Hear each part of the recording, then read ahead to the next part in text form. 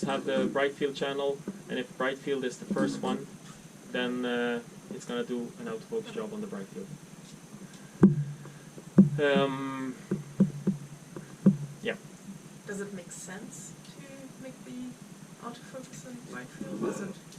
In most cases, I would say no would be my first impression or suggestion, but it depends on your sample. Okay. In bright field, what gives most contrast and so on, which is what it's looking for, might not be in the same level as your fluorophore. Yeah. But you haven't got the contrast stain usually together with the fluoro stain. So the bright field, you can make a sharp adjustment with the phase contrast, but the phase contrast, it's more like focusing on the edges and not on the inner content. Yeah. Yeah, exactly. So between bright field and the other type of transmitted light contrast methods, the focus is very often not in the same position because you're not looking at exactly the same things. So I would suggest to pick the whatever channel that is perhaps having the most important. If it's very light sensitive, that's also something to consider, because then you might not want to do a autofocus because that's expose your sample with light. So in those cases, I might go for that. But I would say that if I have a sample like this, and I have sensitive material, I would probably use a focus map instead to take charge of that and find the focus like that. Because to find the focus, let me go to this position. I go live here. Let me go to this channel. So right now it's quite easy to find the focus. Let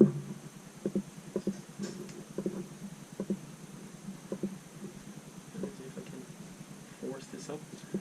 So right now we have very little light. I'm down with 5%. I can probably go even more.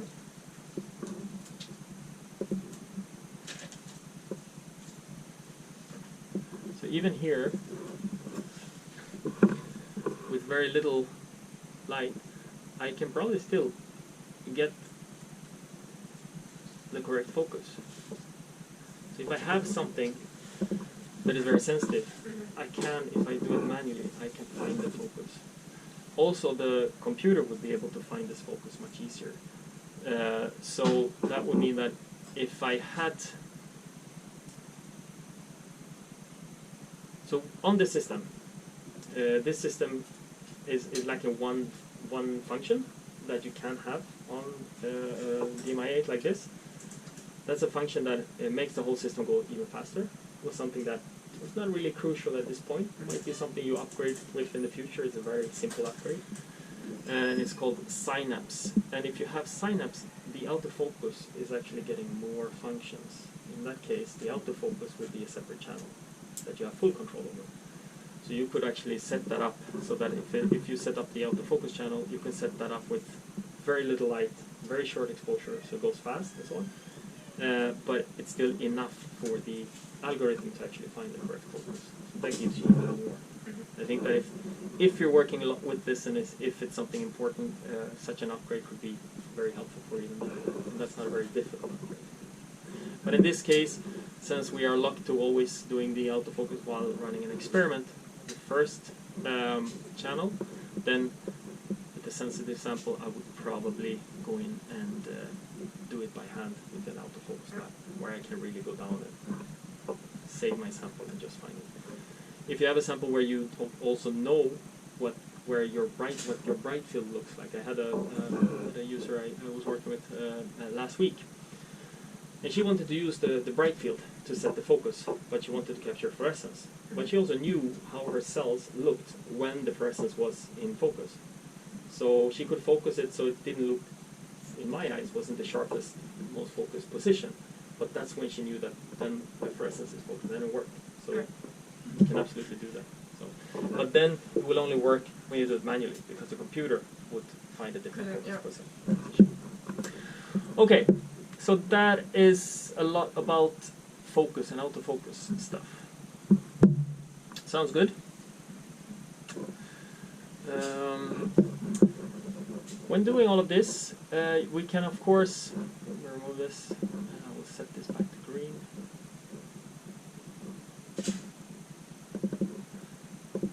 As you can see, whenever we do something like double-clicking somewhere, it will add another image. If we do a spiral scan, or if we take an image or tile scan, it will add images to this list here.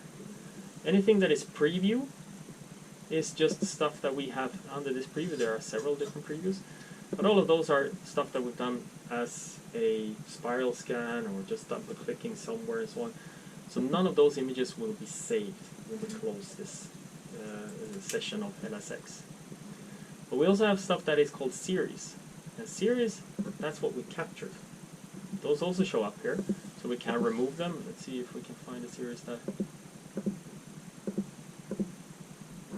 I was wondering where this series was.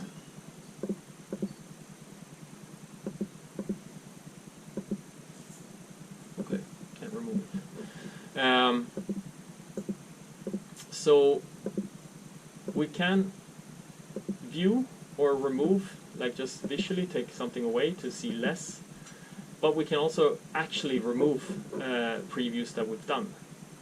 So let me see if I can find. So this preview, for example, is this one. So if I want to remove, I can just take it away. It's gone. It's not saved anywhere.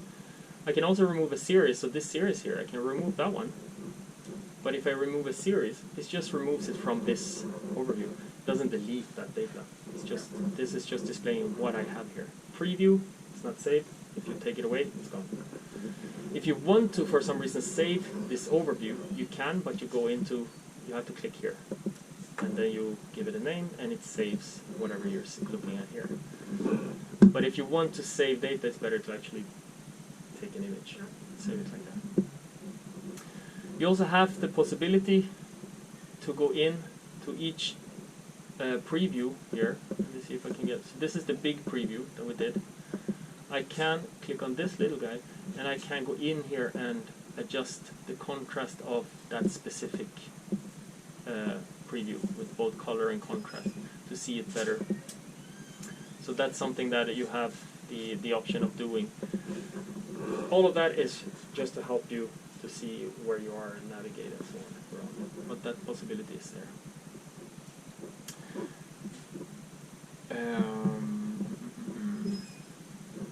Alright. So we're almost... What else? Oh yeah. Let me remove the autofocus. I will not work with autofocus at the moment, so I will take that away. All these experiment with multi-position and tile scans and so on, you can of course combine it with the Z or time.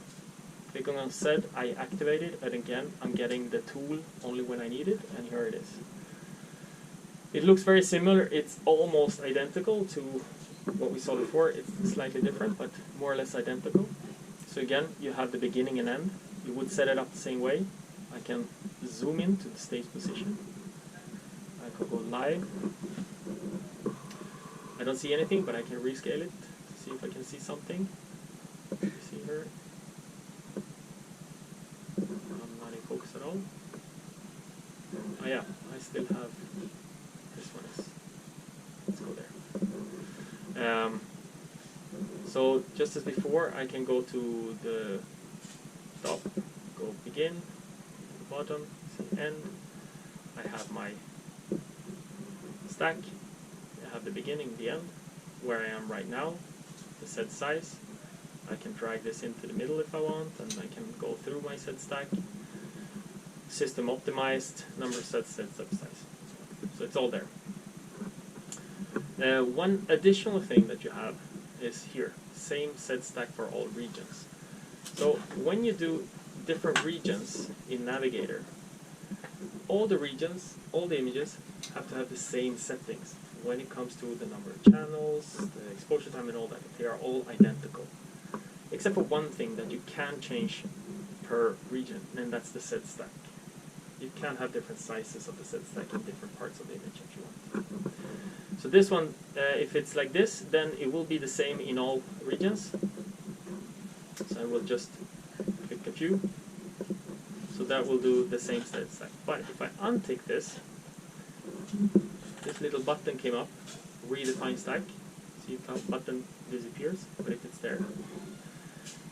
So this means that I can go in and I can say, okay, I want to redefine the stack to this one. So right now this is exactly the stack. It got this little cube, means that that one has a unique stack. I can go to the next one, and here let's change this. I can set this to 5, make it a little bit fast, and I redefine the stack like that. Then it has a different stack. So now depending on the position, it will have a different set stack. This one has the 10 microns almost. The other one has the 5 microns.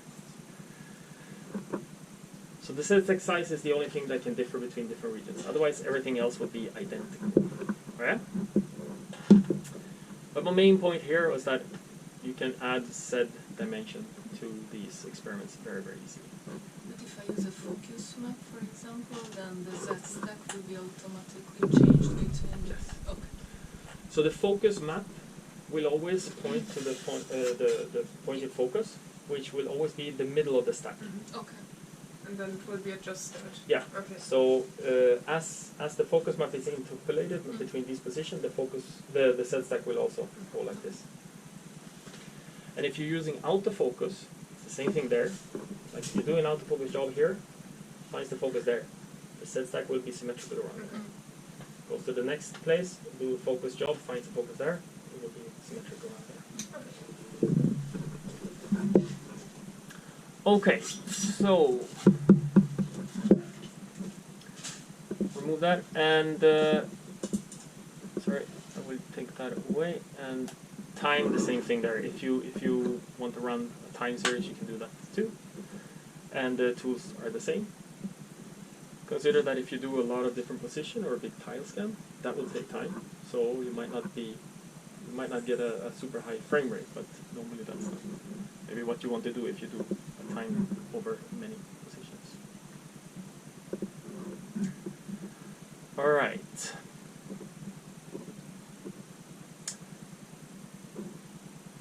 So let me remove this. Yes. And I will also remove all of these. So all of this you can remove one by one. If you did something you felt like, okay, let's take this away, or you can take away all of them. I wanted to show you this carrier function. So in the carrier function, we have a bunch of different avatars. Oh, just a question Yeah. about the system. Does it have the, when it combines the different levels, it's cause more optical combining of the sections? So can you just apply that you have, I don't know, five pictures about 5 focus sheets Yeah. in this Z stack, and can you just combine them to have the, Maximum. discard the autofocus and So now the yeah, so I think you're talking about the maximum intensity projection. I don't know if that's So if you do a set stack, Yeah. you get 3D information, but then you can collapse that down to one image Yeah. that takes for each pixel takes the highest intensity in that pixels. So this you can do. It's done in a different part of the software, so we can have a look at that also. So the carrier. So this is something that I think if you're working with 96 weld plates or any weld plates, this is very useful. With slides, maybe not so useful, but you can use it. So this is avatar. So if I click on the carrier, this is now you can select what type of carrier you have. Carrier is, in this case, this is a slide. That will be my carrier for my sample. So if I have a slide, I can click here, slide, and there's a bunch of different types of slides here. So what I have here is could be a glass slide standard, 75 times 25. So if I click on this, I'm getting this avatar. So this one then could help me in some way to orient myself where I have my sample. Per default, it will always just place this in the middle. But perhaps especially with this frame that I have, I mean, I could physically move my slide to over here or over here. So I would have to align it, and there is an alignment procedure that you can use. I will not do that with the slide because, again, the slide is maybe less important. Something where you can use it is if you have a 4-slide holder. If you have a 4-slide holder and you're doing a lot of scanning of multiple slides at the same time, you want to set up an experiment where you do the same experiments again. Even if you do several slides, it will have to be the same channels and exposure and all that, different slides. So then you could scan multiple slides at the same time. Just set up your experiment, you press start, and you go for copy. So then it can be good. But where it's really, I think for you, it would be mainly to use these different kind of well plates. So I will show you the well plate. There are a few of them in here. If your brand is not in here, you can add your own. So we'll also have a look at what that looks like. But I will show you what this is. I will find the 96. I will take this one.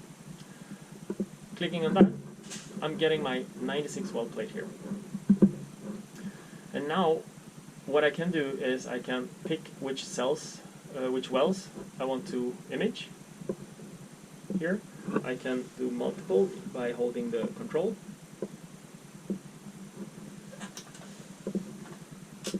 So this way I can pick which wells I want to image. You can easily do the whole one if you want. Once you have selected which wells you want to image, you can also choose how do you want to image. How do you want to image in each well here? So I go well coverage. And here I can then choose if I want to do a mosaic. Mosaic is a tile scan. So this would be saying either I want to do 3x3 tile scan in each well. It will do that in the center.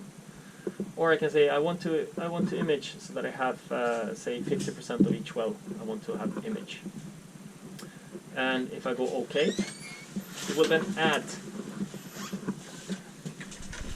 a region of interest that covers 50% of my well. And in that, it will automatically also add the number of frames it will need to cover that 50%. So if I instead say, like for me it's okay with the 3x3, I can do the 3x3 and it will do that in each well. Okay? The other thing that I can do is I can, instead of doing tile scan, can also do positions, which might be more interesting if you have just grown cells there. You might want to do a few positions in each. So let's say that we want to do, say, 5 positions in each well. I want them to be random. I can choose if my field of view can overlap or not. Most of the time you don't want them to overlap.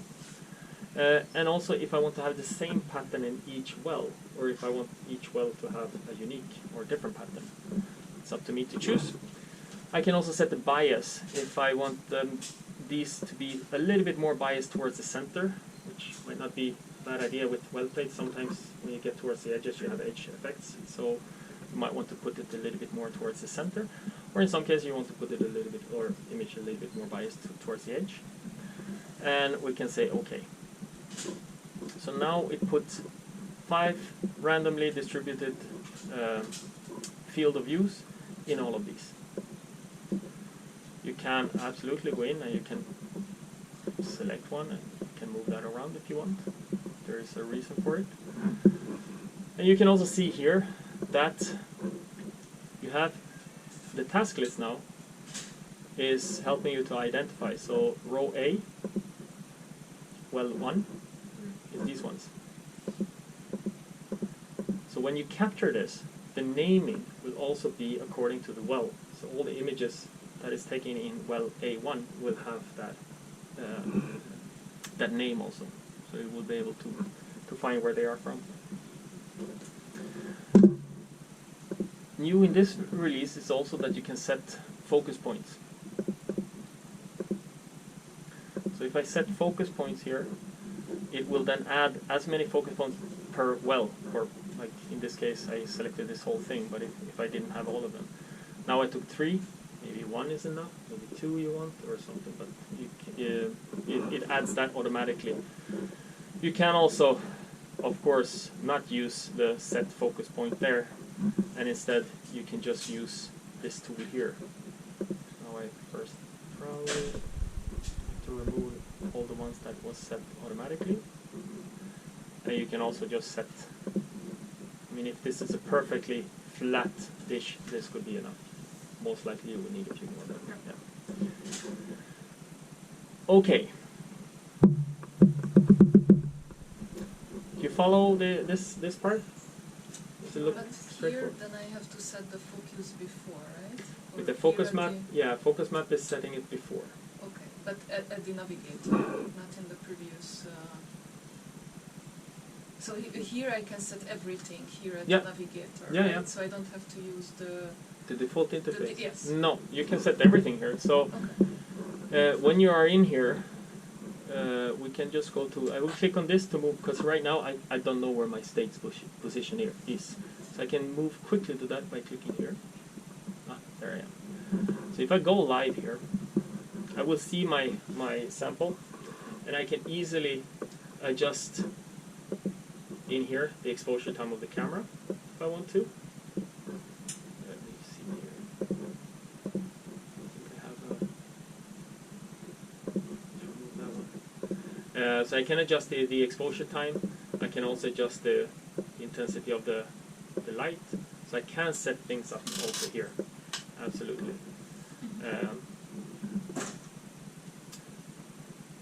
Also here you have the rescaling if you want. So I can make sure that all the things that I said before, adjust exposure time, adjust the light intensity, and adjust the scaling in a way so that you get something that is reasonable to what you want to capture.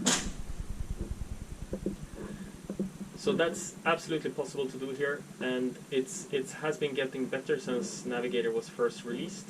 So now I'm starting to do more here, but previously I used to go, when I tweaked my settings for each channel, I used to go back in the default, which is absolutely possible because everything travels. So you see everything that I've done now, you have all of this. I can click on this one to see my full thing. If I close the Navigator using this, I can go in here and say, okay, 170, so now I can tweak all my channels in here, where maybe I feel like more comfortable, which I do. And whatever I change in here, once everything is set up, once I tweaked all of these settings, I can then just go back into Navigator and start my experiment. So you can move between these two interfaces perfectly fine.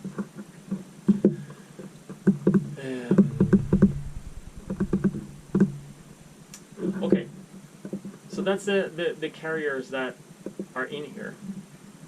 The other thing that you will need to do, and we will have a look at this one once we look at your sample because that's a 96-volt plate, is that you will most likely have to align this plate. And the alignment procedure is fairly simple. Just in case it starts moving now. So you would press the align button, and it tells you to go to well A1. It asks me to find the edge of A1. So I will find that, and once I've found that, I will press next, and it will tell me to find either the bottom or the top, and so on. So then I just move around to find those positions on A1. Once that is found, the rest is aligned. Okay. So the rest works. You have some options here. You can align for chamber edges or chamber center. Sometimes, depending on the field of view and the size of the chamber, sometimes the center might make more sense also. So you have those options here.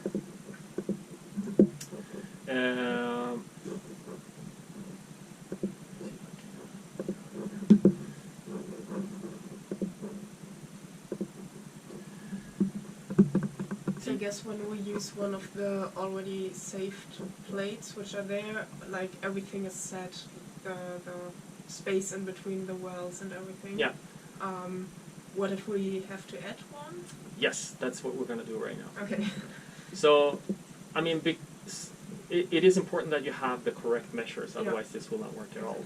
Because some 96 volt plate, it might be in the this is perfect, and the last one might be over here. So it's really important, that part. So if you have another one, you go into here, edit custom carriers. So I click on this, and in here now you can choose what type of carrier type.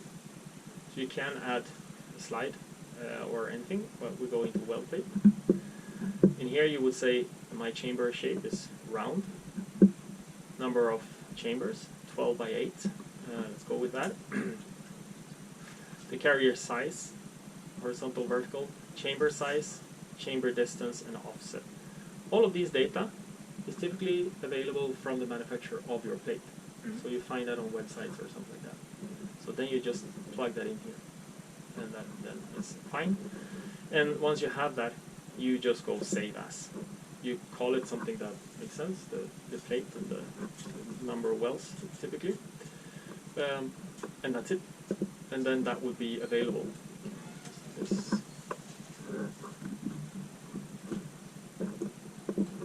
So then that would be available over here. So close this now. Go to well plates. You have the temp here. I can pick that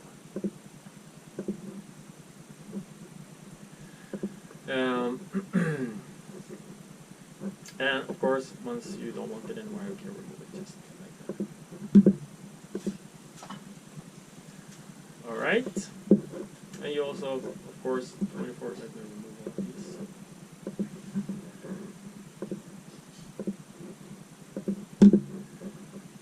Yeah. So that's fairly straightforward. Again, also here you have the little eye that will walk through all of these things if you if there is something that you forgot or so.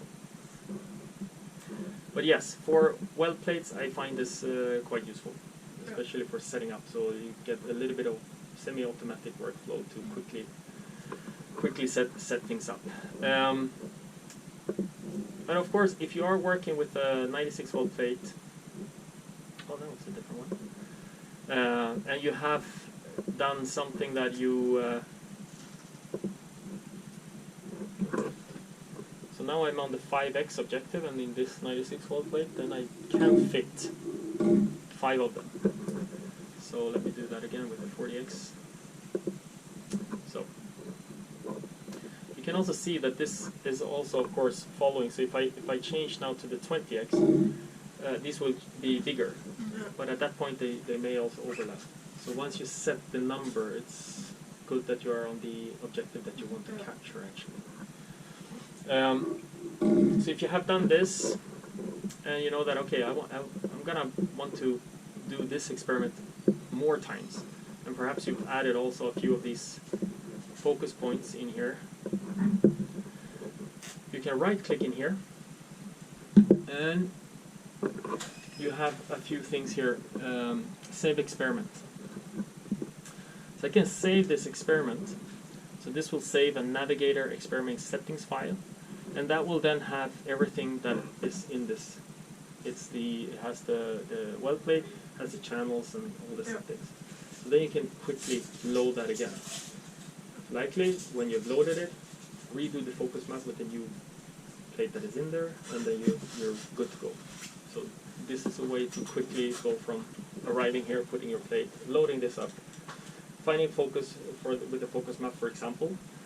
If you're using autofocus instead, at least find the first focus so that you're not like super far away, and then run. You can also, if I again right click here, you do have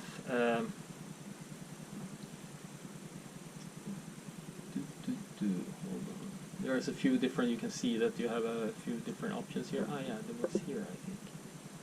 Yes. So right clicking here, you get this save experiment. So that's saving the whole experiment.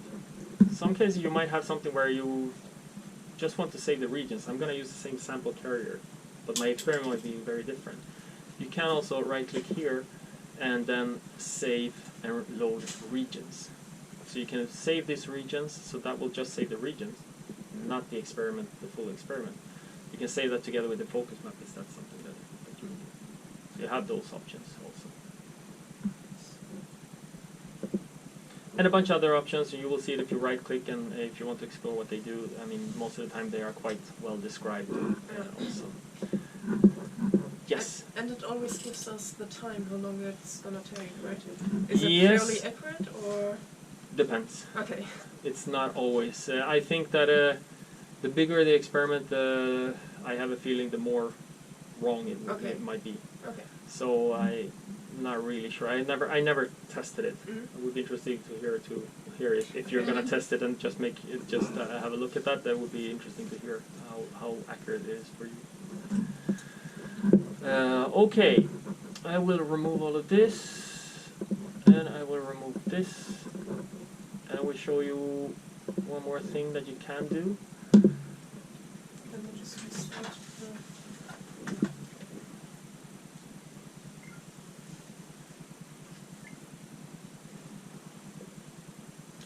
So we learned a lot about the different ways of setting up experiments here in the navigator. Tile scans, multi-position, working with well plates, and so on and so forth. So we saw these single shapes that we could put everywhere or mark. We saw regions, but sometimes you might have. Let's go. Let's do this. So I'm putting my little tissue sample in here. I'm gonna go to the 5x.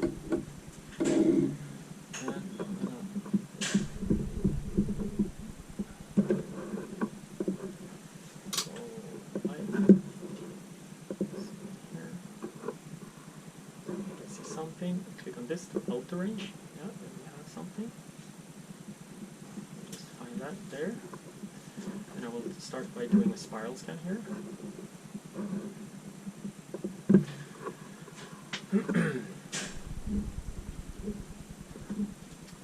With the 5x, we're getting a big overview, so maybe it can be faster to generate. So at this point here, I'm going outside. I'm taking a lot of fields that I don't really need. So I can stop this here. I would have to continue, but now just to show what I can do. So if it's starting to do a lot of stuff where you don't want, you can always stop it. You can go move somewhere else, and you can start a new spiral scan to actually see. Or you can also fill in the rest by double clicking. Maybe that one also we want. And there's a little bit missing. There. So now I think we have the whole tissue. So we can see, we can move around and so on. Okay? Say that I want to image this whole tissue. We have one region of interest tool that we haven't used yet. It's a little bit of a hit and miss. It can work with tissue especially, and that's this magic wand. So the magic wand can go in, and we can just click somewhere. We have to find somewhere that is good. I try there. It will automatically select my tissue here. That's a quick thing. This is depending on good contrast in your image and so on. It's not super smart. It's like a Photoshop magic wand type of thing. So as long as there is good contrast between the background and your sample, this will do a good job. Okay? So I picked out the whole tissue, but when we go to I want to image this, but maybe with the 20x, but I don't need this whole thing. So now I can right click in here, and I can set up regions in shape. I click on that one, I'm getting the same that we had in our multi-well plate and so on. So now I can do instead, I can say positions. Within this I want to take, let's say that I want to take 20 random position in this tissue. And for me now, I don't mind at all. It can go all the way out if it wants. And then let's go with setting focus point. Could be a good thing here. Maybe I want to take, say, 6 and go OK. So now it placed out my region, my frames over the tissue. It actually did not put the focus map. You can say that this tool is actually new in this. So that part doesn't seem to be working well.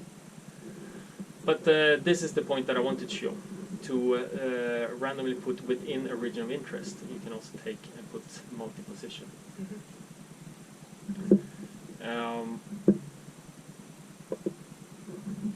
So that's in the setup region, and in there, let's see if this setup focus point will be better. So that was also right below its setup focus points. So you have the current region or all regions. I'm gonna go with this region, 6 of them, and it will place them a little bit randomly, and then I can continue to create my focus map, go to the first position, go live. I can put this one more or less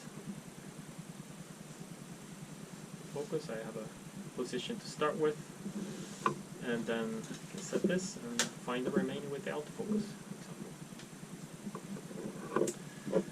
And I will go. Alright, how does it seem? Straightforward? Yes. Very good. We're getting to the point where I'm gonna hand it over to you to try to do a little bit of imaging. But there's a few things that I want to discuss first.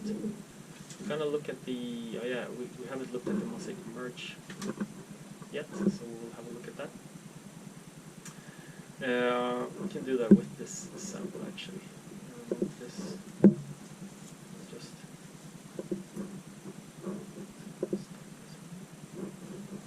set up a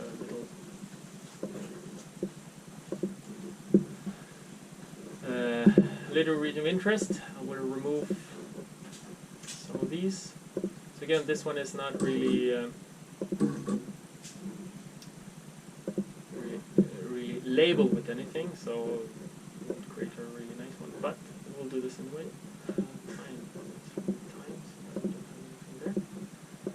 And I will just capture this. And now it applies the focus map, which we Yeah. check, right? Although it's outside of our Yes, region. Okay. exactly. So it will interpolate between all of these focus points so that it should be applied also in here. So at this time we haven't used the mark, but Yeah. we used the find all by autofocus, right? After. Yeah, so exactly. So it's in this case, it found all these Okay. points using the autofocus. I could have done that manually, just gone to each of them and just checked the focus and set the set, Yes. but I allowed it to do it. So now I capture this, but in here, we can already see here, you can see that it's not perfect here, it's not stitched or anything. Because in this interface, the images that we see here will never be stitched, they will never be perfectly aligned. So if we want to see the result, we have to go into mosaic merge. So the mosaic merge is the viewer of Navigator. So here we have all the projects, so we have all our images here. We can click on whatever we did this morning also, it's still here and we can see them perfectly fine. But let's go to what we just did. So this is what we just did. So this is the captured. You can see this is the raw data, so it's not stitched. So it's not perfect there. And if we go to the merge, so it creates automatically because I asked it to stitch while acquiring. If we go to that one, it has merged them together. So now this one is in better shape. Here I can also then re-merge it. So I take the tile scan here. I can then change to a different blend if I want to. Can I activate 3D, which doesn't matter here because it's not a 3D, so it will not really make any difference. And I can merge that, and then it will always create a new merged. So it doesn't overwrite. It never overwrites anything. It will always create a copy. Whenever you do a process to an image, if you do a cropping or something in the process tab that we looked at before briefly, it will always create a copy. It will never overwrite what you've done. Yeah, so you can always merge it afterwards. It's also sometimes some people if you run very large tile scans, sometimes because this merge while acquiring. What it basically does is acquiring everything, and then it just merges it as part of the full experiment, but it does it afterwards. Sometimes, if you're doing a large tile scan and you want to start another tile scan right after, then you might not want to merge it while, because maybe you just want to acquire everything and then merge it afterwards. One nice thing here, so this is then the Mosaic Merge tab. Again, in here it's a viewer, so you can merge it again. You can also turn off, turn on the different channels. You can also adjust the scaling of it and so on. So you can do a lot of things in the viewer here. Let's go back to the acquisition, and let me do. So we have these two. I'm going to remove this and instead let's do two small ones here. Do one here.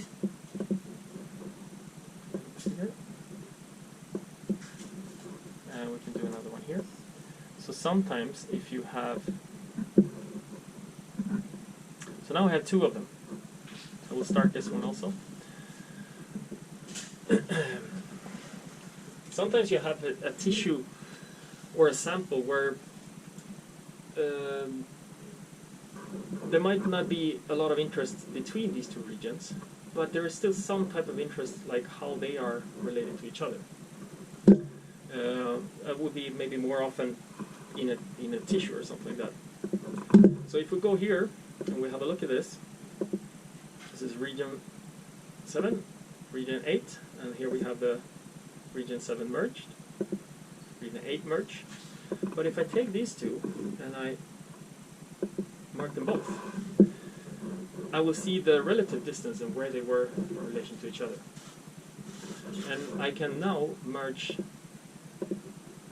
these two.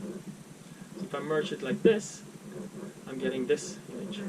So it just fills up with black. It merges these two individually and then it puts black in between. So I have an image now where I still have information about where they were in relation to each other, how far apart they were, and so on. So that could be of interest. Okay. So that's the Mosaic Merge tab.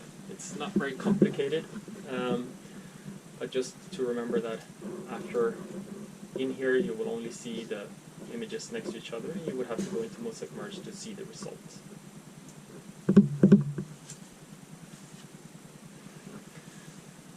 Any questions? All good? Good. So, should we have a look at some of your sample? Which sample do we want to start with? Shall I start? I have live sounds. Yep. Okay. Yeah. Is that in a 96 volt plate? Yes. Okay.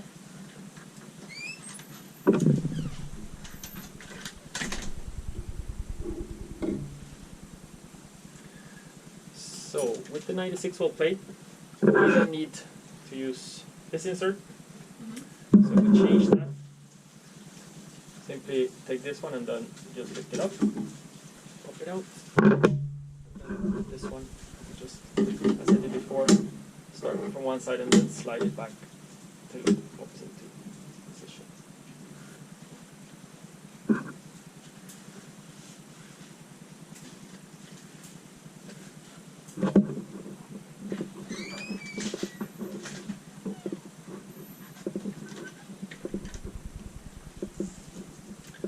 So what fluorophores do you have in there? Only one. It's it excites at 360. Yeah. And emits at 520. So it's Okay. So this is the one that, in this case here, we have, as we talked about before, we will use this cube, which is the multi-bandpass cube. We will excite it as far blue as we can, which be at 385 with this filter. So it's basically using the DAPI. Yeah.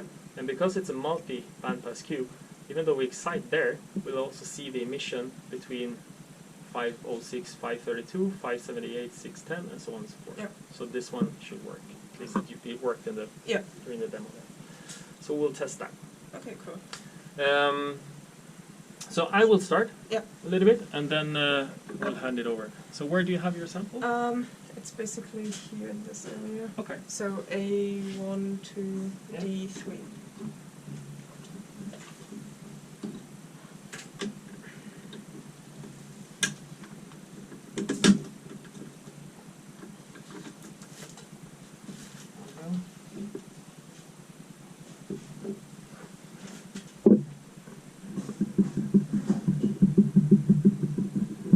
So this now, this is also a time when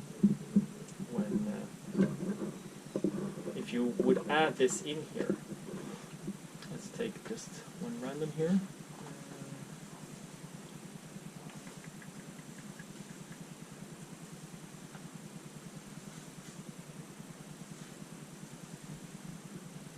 Take some, but I recognize the name, at least. Yes, it is. So if you have your, it's also very good because then you can quickly move Yeah. by just clicking in it. And you know that you're in the right position. So with the 96 well plate, the alignment, yeah, if you want it to be absolutely exact, it's good, but with this one it will more or less be in the correct position. So depending on how sensitive it is, that it's absolutely accurate. So I will go here and hope that I'm more or less in that position. So these are live cells now. Yeah. Okay. Let's see what we're- Yeah, it's in that position.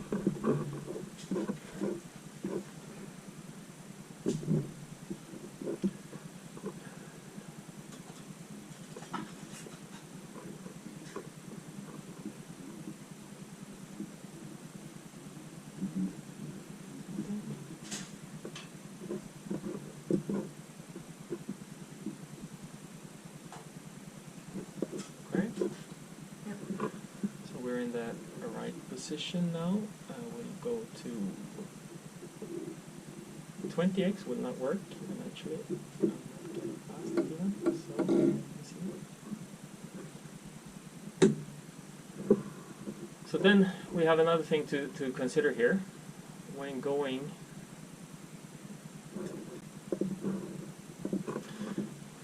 So when going to the 40x, so on this one you have that thin Yeah, button. exactly. Okay. I think that will not work Okay. because now when I try to move past the 20x, I'm going into the plate. the plate. Yeah. So we'll see. But so what now when I change objective, and this would typically do if it's a motorized, it would do it itself. But I will lower it first. I will say, so these buttons here, we didn't talk so much about the buttons here. But these buttons here, this is a focus position, and this is a lowering position. So when they are green, they have a stored value. Mhm. Might not be a value that is all relevant to your sample, and in this case it's not because we have changed the sample carry altogether. So whenever you come here, if you sit down with your sample, don't use this because you don't know what is stored there. So if I want to remove this, I click the set button, which is the middle one, and I click here. Now we have no stored value. Now I store this value. Mhm. So we'll see if I can go down. I moved it down, so this is set for going to basically the bottom, so that is okay. And then I will go over to, I go 20x, and I go to the 40x. And now, I click and hold, and it goes to the focus position. So the focus position should be fairly okay, but it's not going to be perfect, especially now because we have the correction ring that we will need to fix. But let's see. I will move into this area where there's a lot of blue.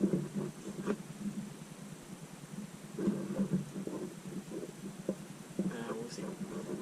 Light. Nice. Increase this. It's already.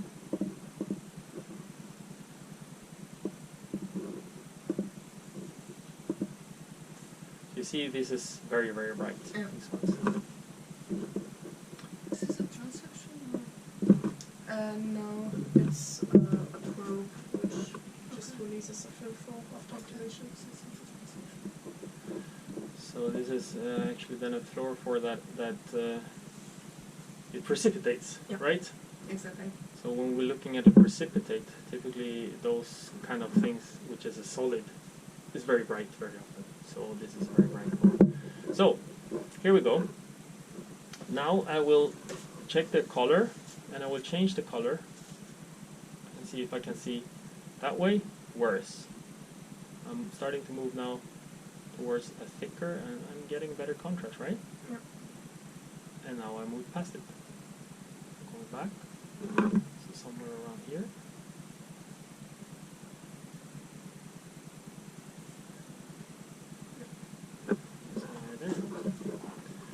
So this is now the 40x. So with this sample, the 40x is the only objective, apart from the 5x, of course, that we can actually image this. So once I have this set up, now what is it that you would do with this sample? So I would probably would like to take some pictures over the well. Yeah. And then have, so for example here I have different concentration in each well. Okay. And then basically compare probably the intensity between the different wells, kind of. Okay. Yeah. That would be a typical thing I would go for. Got it. So, since we haven't, let's see if I can see these ones.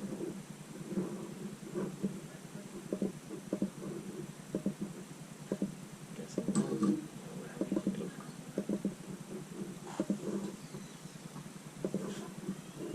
Yeah, nice. Here with bright field, we can see them quite nice, Yeah. also. And with the bright field, we can also see all the ones that doesn't have anything in it. I don't know if bright field is something that you typically do and use, but you could easily do both bright field and the fluorescence. You would get a quite nice overlay there. So what I will do now, because I don't know this carrier, I lower and I go to the 5x. Back up, and now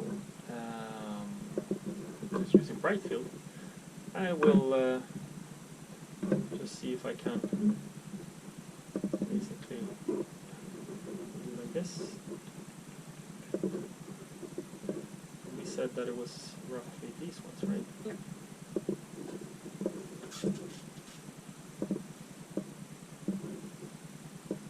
As you can see, this is a lot of tiles.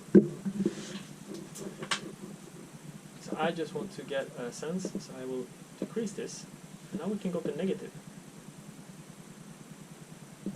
I will do that. Now I have a few that I will take. And if I press now preview instead,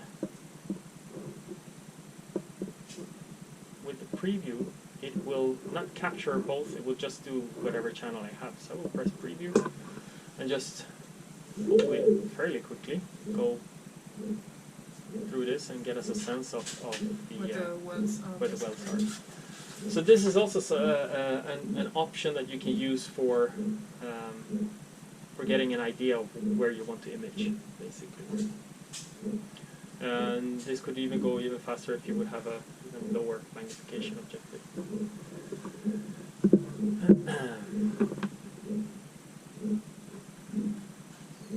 So I will stop this quite soon. I thought I would do this in these rows also. And of course, once we have the manufacturer of this one, we can add this bit too.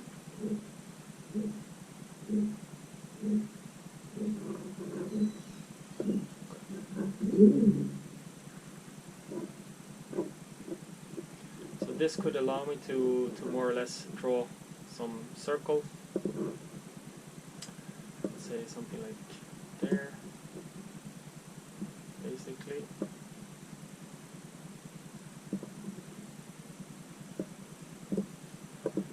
I think I can.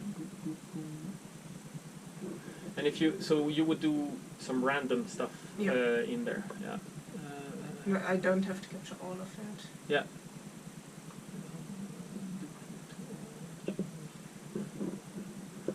So now I duplicate it to all chambers. Of course, that was way too many.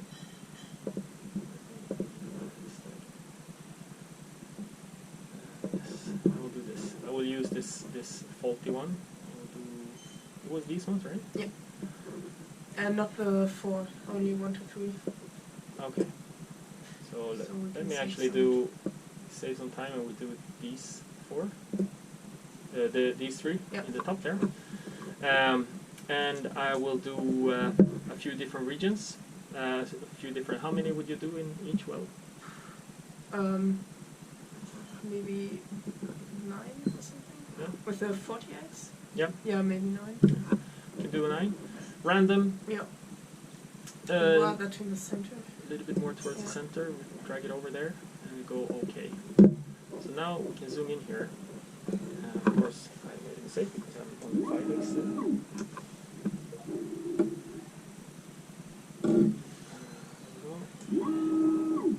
Now I have to redo it because again I set it 9 with 5x, so let's do this. There we go. Alright. And this now, they will be slightly on the edge here, so I think what I can do, and this is what I wanted to try to do, I think I can all, and I will try to drag it. It's not possible to do like that. Now does it use your areas? Hmm? So does it use your annotations, what you made based No. on the picture or on? No, that's exactly what it didn't do. It's using this thing. So what I was hoping to do was to basically select all of them and move all of them at the same time. But I thought I would be able to do it. But I cannot.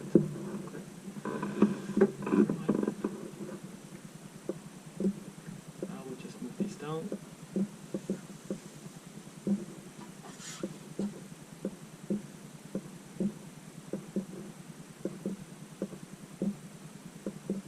we get a test drive anyway. And I'll take this away so that you can see it. Okay. So with this, and then I would probably do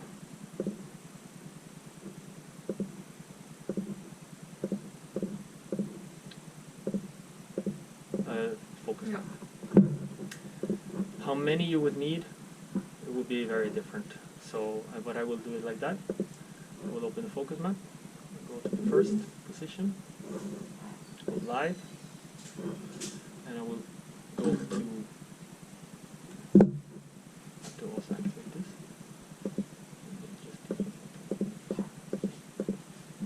There we go, and I will set the focus. Somewhere over there.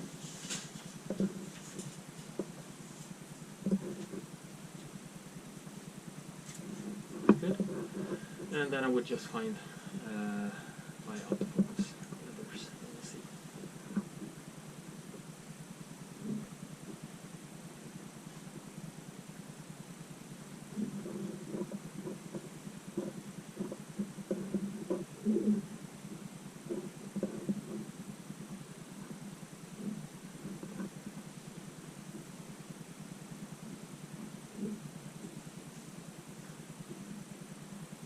And here we do not have a Z stack, right?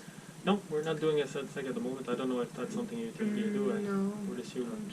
I don't think I need that.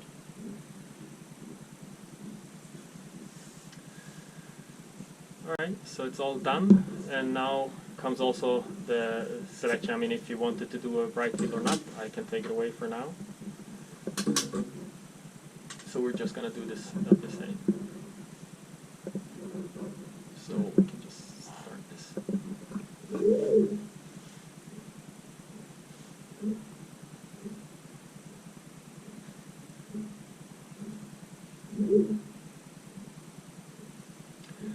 can go over to the merge, and we can see what is happening here. We have the A row.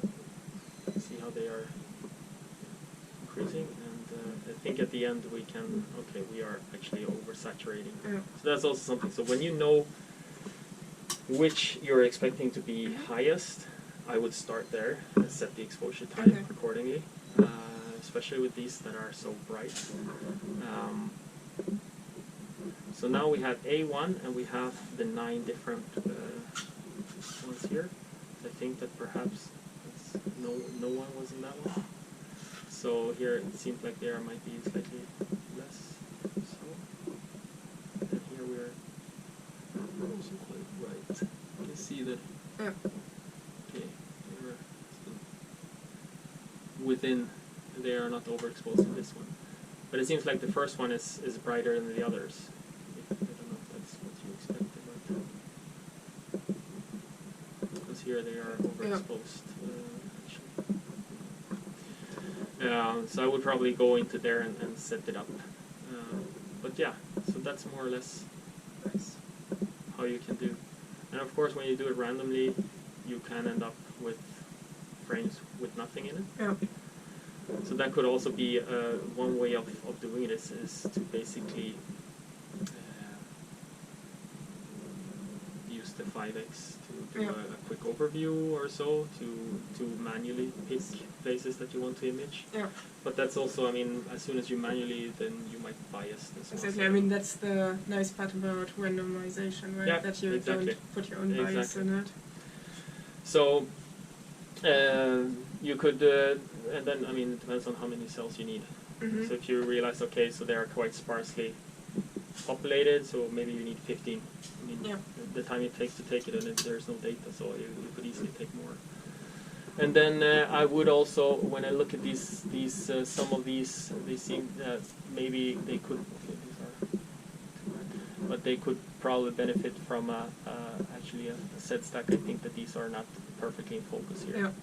So, but it's something that you can work with also. All right. Can we just have a quick look into D2? Yeah, sure. Because I think that's... What we changed? Yeah. Sorry.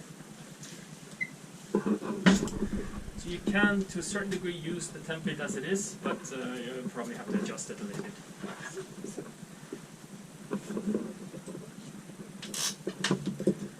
So I can just double-click here. You can double-click there, yeah, and then it will move to roughly there. And then if you go live now, you can also then just have a quick look to see if you're in the right place, like in the right well.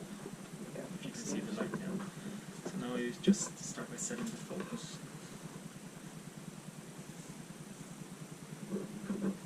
Is this auto? No, but you are there, but you're probably quite far away from focus, so you can use the coarse focus. Just move it a little bit. It always takes a bit of time before you get used to the focus, and you don't want to go too fast. Yeah. This is a long working distance, so it is some we don't have to be. millimeter or so. Yeah. So it seems that you have. So now to know if you're overexposed or not, you can just look at the. If you click on there, so you can see that okay, you're not cutting the end of it, but they are still very bright. Yeah. So you could, if you wanted to, decrease either intensity or exposure time. I think.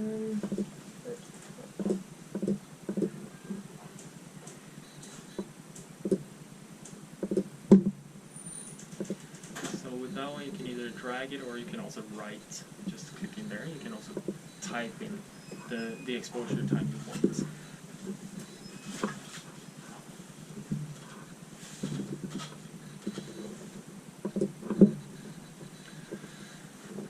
And this thing with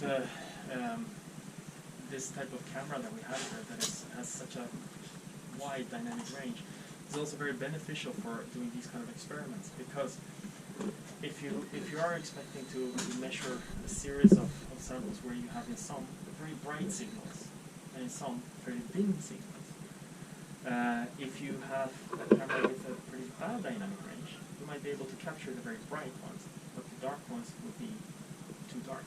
Or you can capture the dark ones by having a longer exposure time and such, but then the bright ones will be overtuned.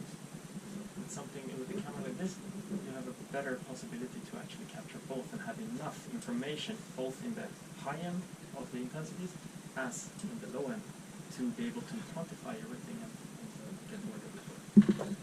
How's it going? So I can just take a spiral scan Yeah, now, you for can. example, right? So now if you stop that one, I changed the overlay Mm-hmm. to So minus. that's why it doesn't. Yeah. So you can go into the to the stage, stage, settings, right? and you can set the overlay. It's on the top there, and you can put that again at 10%.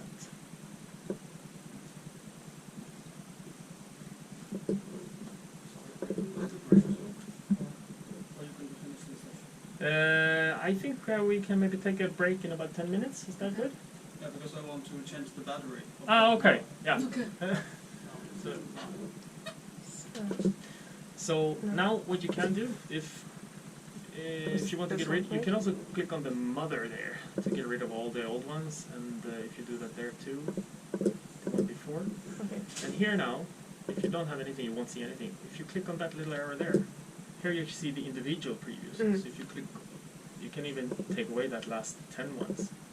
So if you can even click on the little X there, then you remove those completely. Okay. And Now you I'm can just do- in my. Yeah. I can.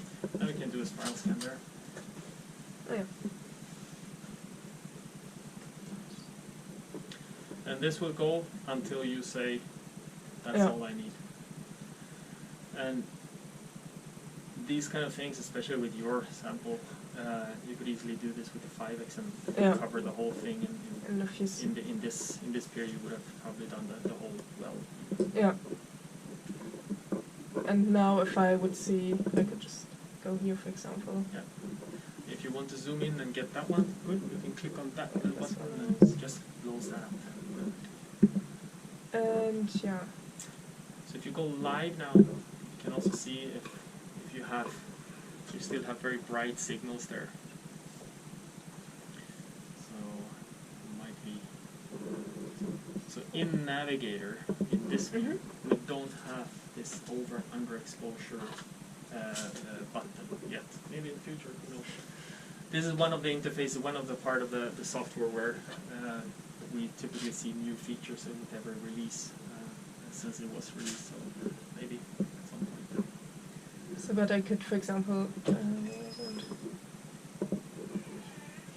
So here you Oh, can. it's already in full. Yeah. Yeah. So these are very bright. So you're on 4 there. You have a very short. You have 20 seconds. You can go down to 10.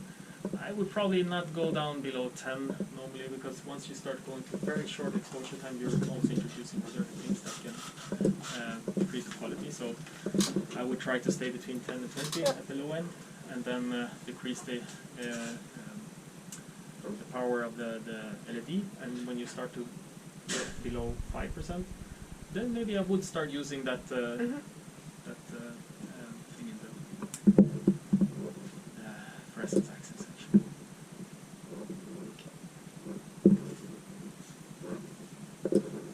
Can I get a bright field? Yeah. So when you want to add another channel, you go into the beam path, and there you can add another channel. You can select the bright field. Yeah. Right now it's in black and white, which Yeah. I think is the right thing to do. So now if you go live, you will see it also in bright field. So you can adjust that if you feel like you need to adjust something. So right now this is then the full dynamic range. Also that one you can also increase the contrast by adjusting that if you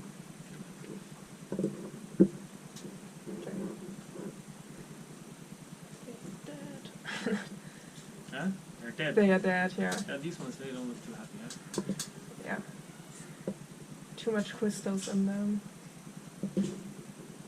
Okay, but if I now would want to take both together Yeah. as an overlay, I would just go and start So or capture image. right now you have this thing. So right now the start would capture all of these things that we did before.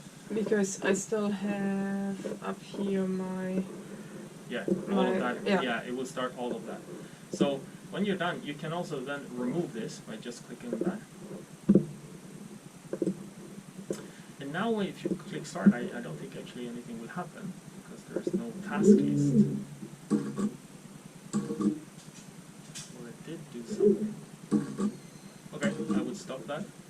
Interesting. So now I would double click to get back, or yeah, double click there to get back there, and then instead you could either mark this position, or if you just want to capture this, you could also do capture image. That one will take this image with the two. Okay. That's nice. Yeah. And then if I'm in music merge, I can. Now there's a lot of stuff in there. I think yours is this image one there. Sorry. Yeah, and then I could here start adjusting. Yeah, there you the can start stuff working I with want it. to Yeah, work, exactly. There to you play can work around. with it. You could also go back into the default interface Mhm. to play around with the images in there also. Okay, cool. And then this was the possibility with